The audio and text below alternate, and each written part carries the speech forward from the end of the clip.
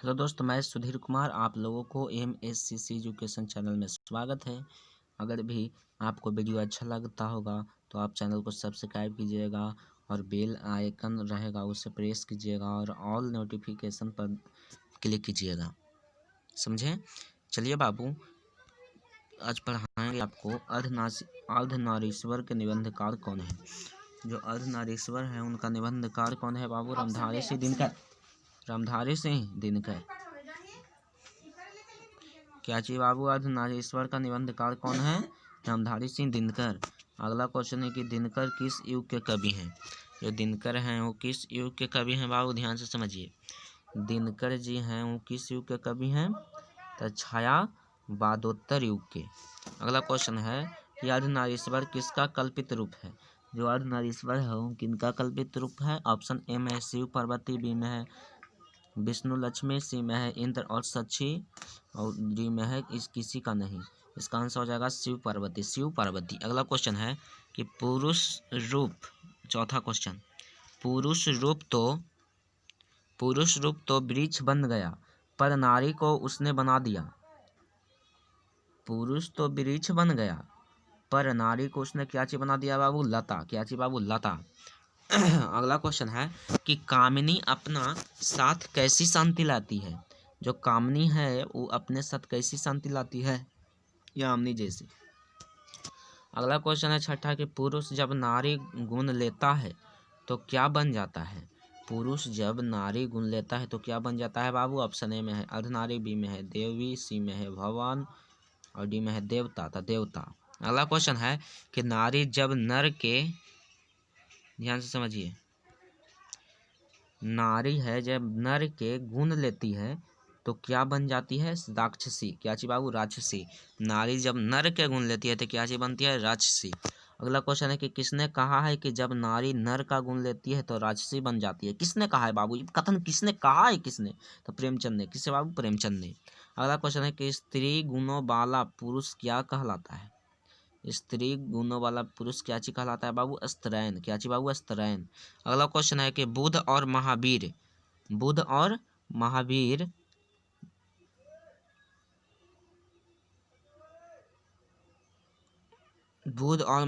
ने स्त्रियों को कौन सा अधिकार दिया था बाबू? बिछुनी का। किसको बाबू? बिछुन का।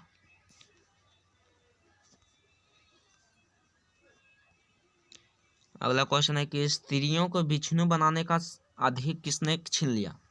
और स्त्रियों को बिछुनी बनाने का अधिकार किसने छीन लिया बाबू? तो दिगंबर ने। किसने बाबू? दिगंबर ने। अगला क्वेश्चन है कि दिनकर जी का जन्म कहाँ हुआ था। दिनकर जी का जन्म कहाँ हुआ था बाबू? सिमरिया में। कहाँ बाबू? सिमरिया में। अगला क्वेश्चन है कि दिनकर का जन्म कब हुआ। दिनकर का जन्म हुआ था तो कब हुआ था? 1908 ईस्वी में। कब बाबू? 1908 ईस्वी में। अगला क्वेश्चन है कि दिनकर की मृत्यु कब हुई थी। दिनकर जी का मृत्यु कब हुआ था बाबू? 1974 ईस्वी में। कब हुआ था? 1974 ईस्वी में। अगला क्वेश्चन है कि सभ्यता का पहला सोपान क्या था। ध्यान से समझिए, सभ्यता का पहला सोपान क्या था बाबू? कृषि का विकास। क्या चाहिए बाबू? कृषि का विकास। अगला क्वेश्चन है कि दिनकर जी को भारतीय ज्ञानपीठ पुरस्कार उनकी किस कृति पर मिला था। ऑप्शन ए में है उर्वशी, बी में है दिनकर की डायरी, सी में है अर्धनारीश्वर, डी में है मिट्टी की ओर। ऑप्शन ए में है उर्वशी, सही हो जाएगा। संस्कृति के 4 अध्याय किसकी कृति है। संस्कृति के 4 अध्याय किसकी कृति है बाबू? ऑप्शन ए में है गुलाबदास, बिल्कुल गलत हो जाएगा। बी में है हजारी प्रसाद द्विवेदी, बिल्कुल गलत है। आचार्य सीताराम चतुर्वेदी, बिल्कुल गलत है। रामधारी सिंह दिनकर, सही है। अगला क्वेश्चन कि बापू मेरी माँ पुस्तक किसने लिखी है। बापू मेरी माँ पुस्तक किसने लिखी है? बापू की पोती। ऑप्शन ए में है बापू की नतनी, बिल्कुल गलत बाबू। बापू की नाती, बिल्कुल गलत। बापू का पोता, बिल्कुल गलत। और ऑप्शन बी में है बापू की पोती, बिल्कुल सही है। फिर कि कौन सी कृति रामधारी सिंह दिनकर की लिखी हुई है। कौन सा कृति है जो रामधारी सिंह दिनकर की लिखी हुई है बाबू? शुद्ध कविता की खोज। शुद्ध कविता की खोज। ऑप्शन ए में बिल्कुल VVI बाबू। दिनकर जी की पहली कविता कब प्रकाशित हुई। दिनकर जी की पहली कविता कब प्रकाशित हुआ बाबू? 1925 ईस्वी में। अगला क्वेश्चन है कि कौन सी कृति, ध्यान से समझिएगा, कौन सी कृति रामधारी सिंह दिनकर की लिखी हुई नहीं है। मतलब निम्नलिखित में कौन सा कृति रामधारी सिंह की लिखी हुई नहीं है। ऑप्शन में है बट पीपल लिखा हुआ है, उर्वशी लिखा हुआ है, काव्य की भूमिका लिखा हुआ है, संकेत साकेत नहीं लिखा हुआ है। अगला क्वेश्चन है क्या चाहिए, दिनकर को किस कृति पर भारतीय ज्ञान पुरस्कार प्राप्त हुआ। दिनकर को किस कृति पर भारतीय ज्ञानपीठ पुरस्कार प्राप्त हुआ बाबू, उर्वशी। 23 में है युद्ध और शांति की समस्या पर लिखी हुई काव्य कृति क्या है बाबू, कुरुक्षेत्र। क्या चाहिए, कुरुक्षेत्र। 24 में है गांधारी थी, क्या चीज थी बाबू, दुर्योधन की माँ। बी में है अर्जुन की माँ, सी में है कृष्णा की माँ, डी में है बलराम की माँ। तो दुर्योधन की माँ गांधारी थी। आप जाकर देखिएगा महाभारत तो पता चलेगा। फिर है कि प्रेमचंद थे, क्या चीज थे बाबू, कथाकार। क्या चीज थे बाबू, कथाकार। देखिए वो क्वेश्चन करा देते हैं, पुरुष में नारी का गुण क्यों होना चाहिए। जो पुरुष में नारी का गुण क्यों होना चाहिए बाबू, तो अर्धनारीश्वर की कल्पना में यह बात स्पष्ट की गई है कि अर्धनारीश्वर की कल्पना जो किए हैं उसमें यह बात स्पष्ट किया गया है कि नर नारी का पूर्ण रूप के समान है। जो नर है यानी पुरुष है वो स्त्री का पूर्ण रूप है।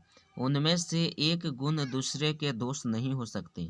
उनमें से एक गुण है बाबू ये दूसरा का दोष नहीं हो सकता।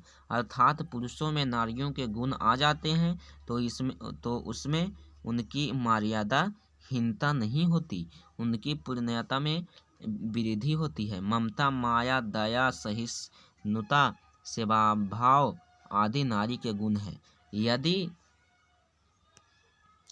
यदि ये सारे गुण क्या जवाब, यदि ये सारे गुण पुरुष में आ जाए तो उसका साहस, शक्ति, पराक्रम इन गुणों की छाया से अत्यधिक निखर होता है। समझे बाबू। चलिए ये भी क्वेश्चन करा देते हैं, लास्ट क्वेश्चन है कि पुरुष और नारी के बीच गुणों का बंटवारा किस प्रकार हुआ और उसका क्या प्रभाव हुआ। आंसर सुनिए कि नारी समझती है कि पुरुष के गुण सीखने से उसके नारीत्व में बट्टा लग जाएगा। इसी प्रकार पुरुष भी स्त्रीयोचित को अपनाकर समाज में स्त्रैण कहलाने से घबराता है। बस यही पुरुष और नारी के बीच गुणों का बंटवारा हो गया, पर बंटवारा एक तरफा है। बंटवारा करते समय पुरुष ने नारी से पूछा ही नहीं और जहाँ उसने चाहा वहाँ उसे बिठा दिया। स्वयं तो वह वृक्ष बन बैठा और नारी को उसने लता बना डाला। स्वयं तो वह वृक्ष बन गया और नारी को काली मान लिया। उसी समय से धूप पुरुष और छाया नारी बन गई। धूप हो गया बाबू पुरुष और छाया बन गई नारी। ग्रीष्म नर और वर्षा मादा रही। ग्रीष्म है बाबू जो नर और वर्षा मादा रही। चलिए।